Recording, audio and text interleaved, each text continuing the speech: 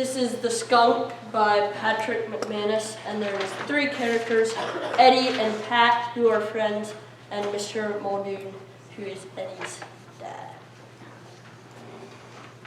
Pat, we did it! We finally caught us a wild animal! Now we can train it and teach it to do tricks! Yes, Eddie, and then we're charged money to see the wild animal do tricks.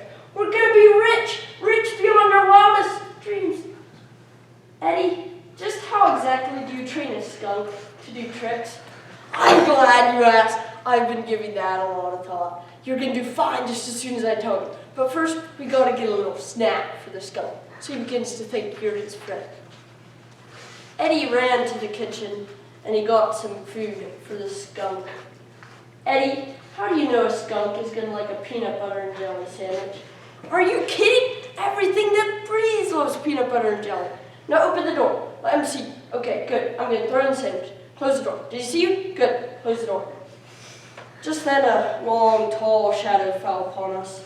That shadow was attached to the clodhopper boots of Mr. Muldoon. You can see that because right there, the top of that shadow is going. Eddie Muldoon, did I just see you throw a sandwich into my tool shed? Eddie, do you think food grows on trees? Oh, okay, Eddie, some food does grow on trees.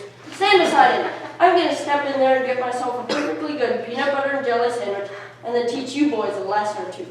Paul, don't go in here. Later, but not right now, Paul. It's my tool shed, Eddie. What do you mean don't go in there? My word, both you boys stand aside. All I'm going to do is open this door, step in, reach down, and get myself a perfectly good peanut butter and jelly skunk!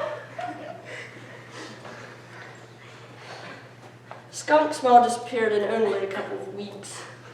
That's when Mrs. Muldoon said he didn't have to sleep out in the barn anymore. He said he would have moved out of the way faster, except he was kind of mesmerized into a state of stupefaction at the sight of a little skunk holding a peanut butter and jelly sandwich.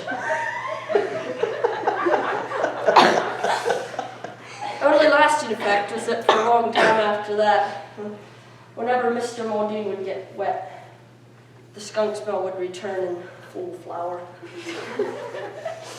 Of course, by then his sense of smell had pretty well been wiped out. He didn't even notice. Just about everyone else did.